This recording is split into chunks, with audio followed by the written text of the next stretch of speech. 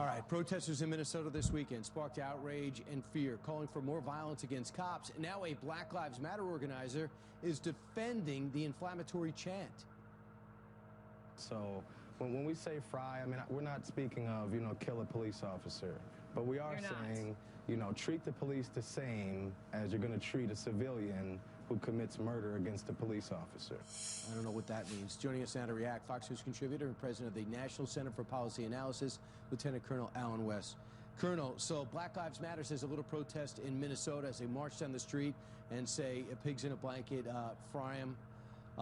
We don't have to go over it again. But at the same time, this is one day after a cop is murdered because he had the audacity to put gas in his car wearing a uniform. Do you see a linkage?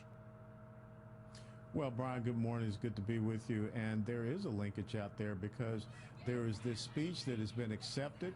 Remember in New York City, I think last year or earlier this year, you heard the chants about what do we want, dead cops, when do we want them now? But you have to ask this very simple question in the United States of America: what defines hate speech to the progressive socialist left? When you look at Christian bakers and Christian pizzeria owners and florists who are saying, being told that they have hate speech because they don't want to serve same-sex marriage because of their religious beliefs, but yet we have people talking about killing our law enforcement officers, and that's acceptable. We have people like Louis Farrakhan out speaking about killing white people, and no charges are ever brought against these individuals. So something has to change, and I think this is an important topic that the President of the United States of America needs to speak up on. Well, he did call the family of the slain officer, which I thought was great yesterday, and expressed his condolences, obviously, of the brutal murder.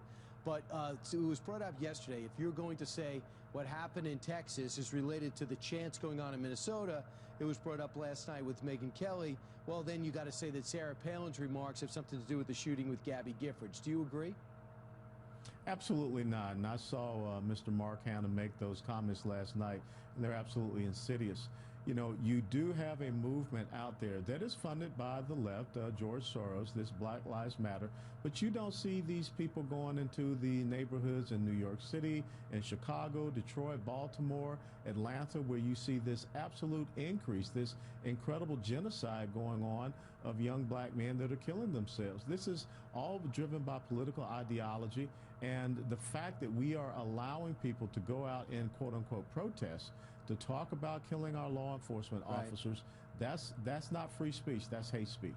Right. It is becoming the Wild West in our major cities. Crime was one of the great success stories in America. Now we have 30 cities with major increases in murders, and that is the story in the New York Times today.